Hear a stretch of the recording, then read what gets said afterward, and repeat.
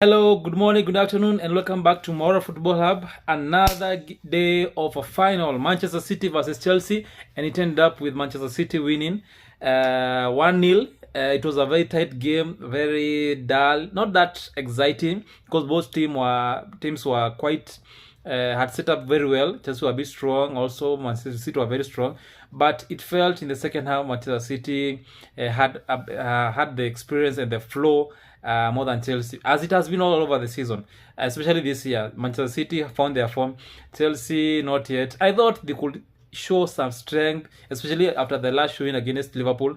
But I think Pep is quite clever. He knew how to set up his team, and when you stop the likes of Enzo Fernandez, who's the other guy, Cole Palmer, there's no way Chelsea are going to get those goals. And especially when their striker has not been scoring. Joe Pedro has been trying, but Manchester City will be strong for them.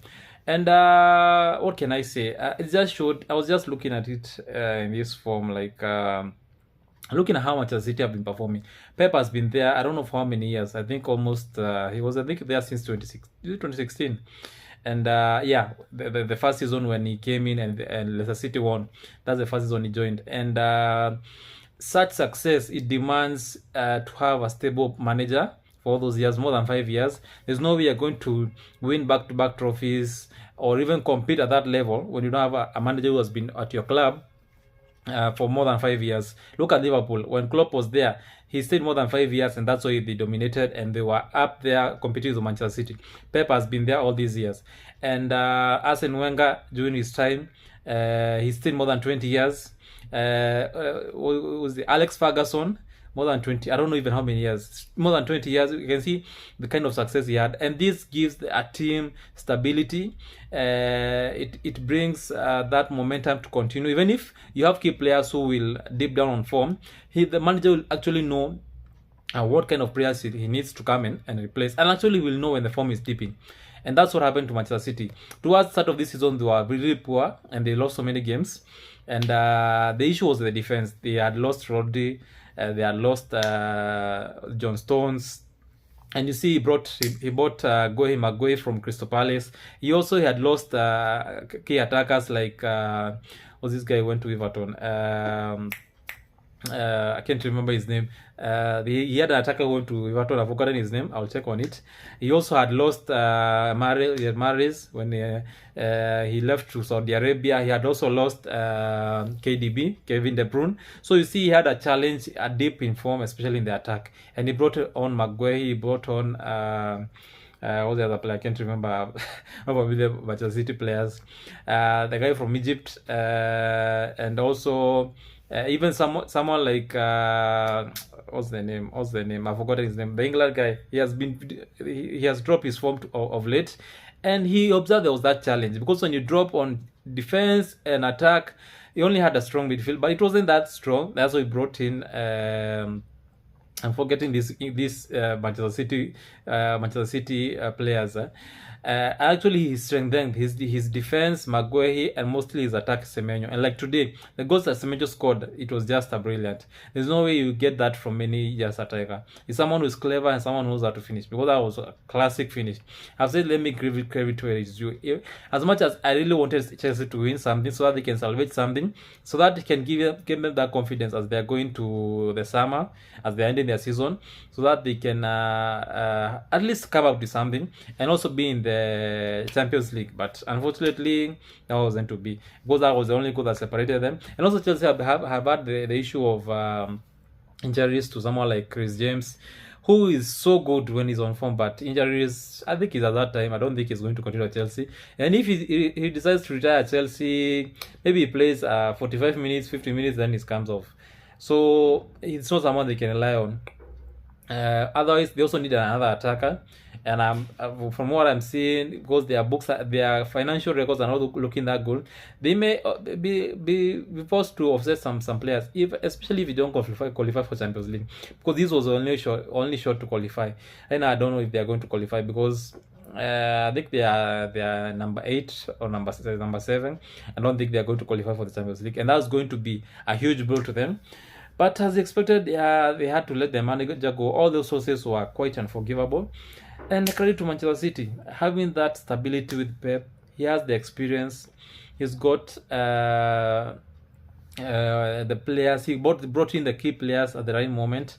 Then he's brought this young blood, and actually they picked form at the right moment. That's not easy to get, and especially when you have lost very experienced players. So credit to Pep Guardiola, because he has done something that not many managers can do. Only the likes of Alex Ferguson or Arsene Wenger. So credit to him, because that's not easy. They have won it. Now they have two cups, the Carabao Cup and the FA Cup, which is quite amazing. Looking at where they were, no one could have predicted them to win that. So credit to them. Liverpool, I don't know if we want to talk about yesterday's game. That is Aston Villa versus Liverpool. I actually knew it was going to be a hard game, because both teams were fighting for Champions League and they were on equal points. I never thought Aston Villa were really going to what do you call it, outscore Liverpool, or be hard on Liverpool, because Liverpool, their attack is so down, The defense is a little bit better, but also has not been good, because they have lost 12 games this season. It's not 12 games. The champions for last season, you can imagine. They won the Premier League last season. Right now they have lost 12, and they are number 5 here. Actually, it's just the standards of Premier League. You can, one season you are winning, the next season you are off. You don't even have that time to breathe, to breathe, take a breather and just relax and let just teams maybe just play the way they want to be. You are going to be overtaken, and you have seen what has happened to Liverpool. So I think they just need to regroup and change. They also had changed the manager. It's good he came and won, but now pressure will be on him to deliver next season, because I believe if he doesn't deliver next season any competition, I don't know whether Liverpool are going to stick with him.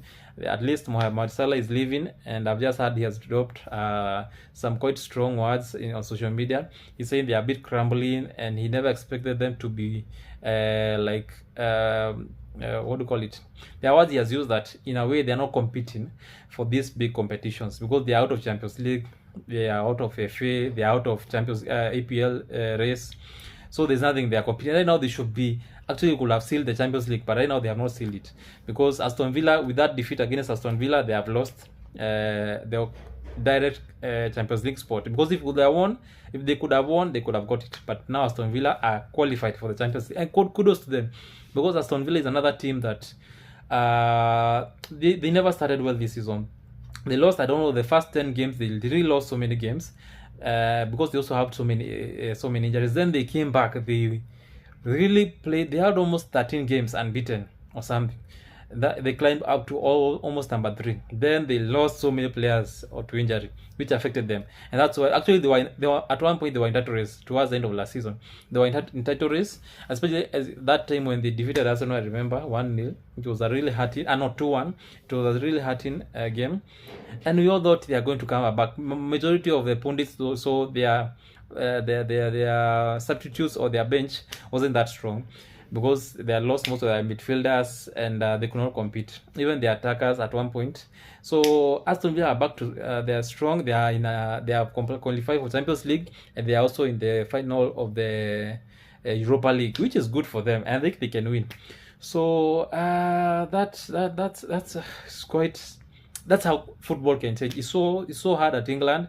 Maybe this season Arsenal may win the Premier League, but to compete next season, to stay number 2 or number 1, it takes a lot. Because, and that's especially like for Arsenal, I don't know, let's just think about it when we get there. But just in case Arsenal wins, the coach has a lot of work to do, and especially coming from a World Cup season where most players will be called by a national scores and will be playing.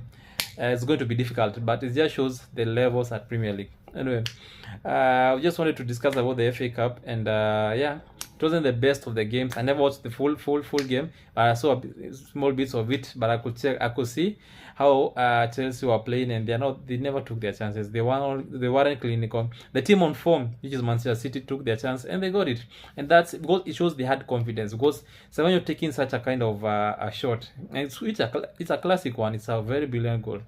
It shows that player is on form and is confident about himself. But Chelsea, they were a bit sluggish, and that's why they were never clinical.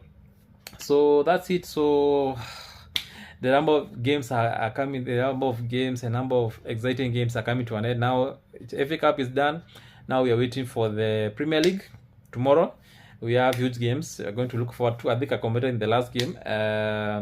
But the biggest game is on Monday, Arsenal versus Burnley. Then after that, we have Bournemouth versus Manchester City, which are potentially title deciders again, because there are two finals. Both teams are going to go hard on them.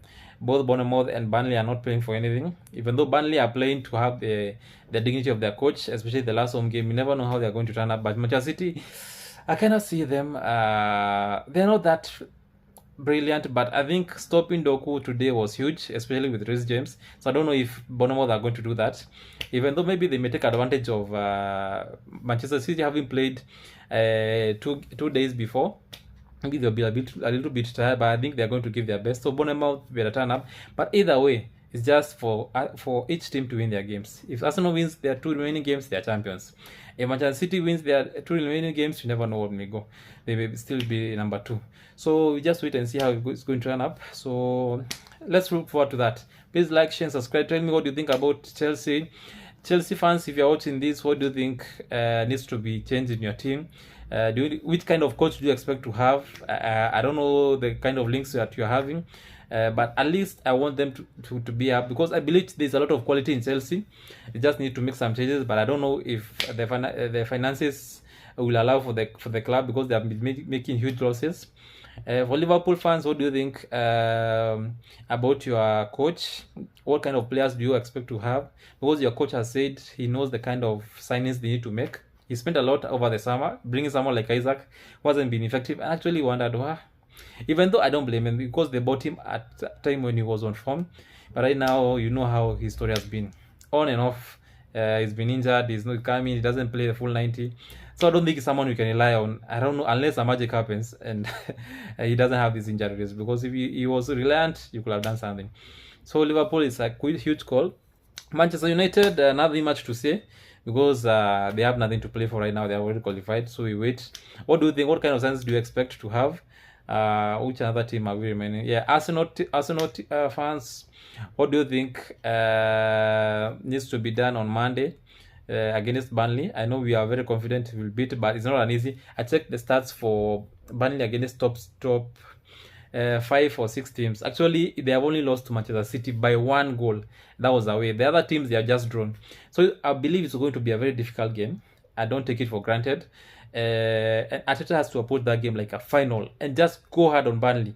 Just go super hard, especially the first half, so that once we get maybe a goal or 2, the players can relax a bit and now try to get the third one. So it's not going to be an easy game, because Burnley, the likes of Kyle Walker, they want just to hurt Arsenal chances of winning the title, because you know he's a City fan. So yeah, let's see how it's going to be. So that's it for me. See you in the next video. I think that will be on Monday, or let's see what will happen tomorrow. We don't know how though they're not nothing much in tomorrow's games, but we're going to see about them. So please like, share, and subscribe. Majority of you are just watching. Please subscribe. I request for your subscription. It doesn't take much, just a second, so at least you can support me grow this channel, and at least we can do full videos and even analysis and talk more about football and see how it is going to be. Goodbye, and see you in the next video.